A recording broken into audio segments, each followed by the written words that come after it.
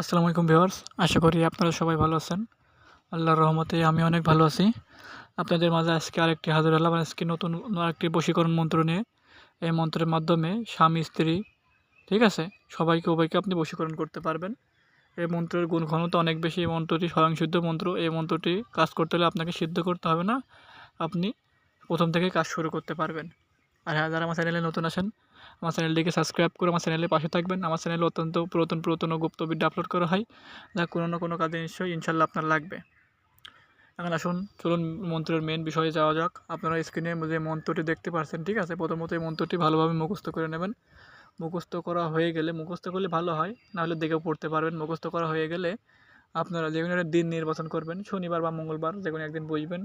এই মন্ত্রটা আপনাদের ব্যবহারবিধি বলে দিই, ঠিক আছে।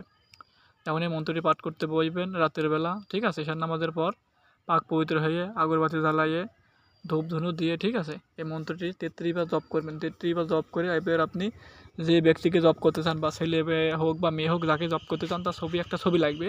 তার ছবিতে 33টি ফু দিবেন, ঠিক আছে। 33টি ফু দিবেন এভাবে।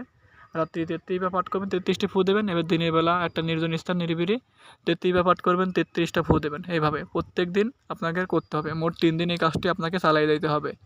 রাতে 33টি মন্ত্র পড়বেন, 33টি ফু দেবেন। দিনে 33টি মন্ত্র পড়বেন, 33টি ফু দেবেন। এভাবে 3 দিন আপনাকে চালিয়ে দিতে হবে। আশা করি আমার কথা বুঝতে পারছেন। আমি যে নিয়ম মোতাবেক বললাম, এই মন্ত্র আপনার স্বয়ংসিদ্ধ মন্ত্র, মন্ত্র কোনো সিদ্ধ করতে হবে না। ডিরেক্টলি যদি কাজ করেন তাহলে ইনশাআল্লাহ ফলাফল পাবেন। আর যেখানে লেখা আছে না অমুকের আপনার আছে, যার বশ করতে চান তার নাম ওইখানে উল্লেখ করতে দেবেন। আপনি যদি মেয়ে হয়ে ছেলেকে বশ করতে চান বা আপনার স্বামীকে বশ করতে চান, তাহলে আপনার স্বামীর নাম দেবেন। আর যদি ছেলে যদি মেয়েকে বশ করতে চায় বা তার বউকে বশ করতে চায়, তাহলে সে তার বউর নাম দেবে।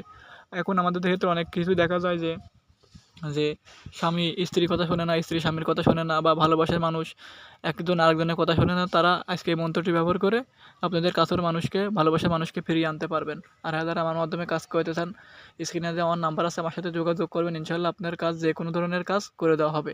দেশে বিদেশে বাইরে থেকে যে কোনো ধরনের কাজ করে দেওয়া হবে। আশা করি আমার কথা বুঝতে পারছেন। আমি মন্ত্রের যে নিয়মটা বললাম, এই নিয়ম অনুসারে কাজ করবেন, 100% ফলাফল পাবেন।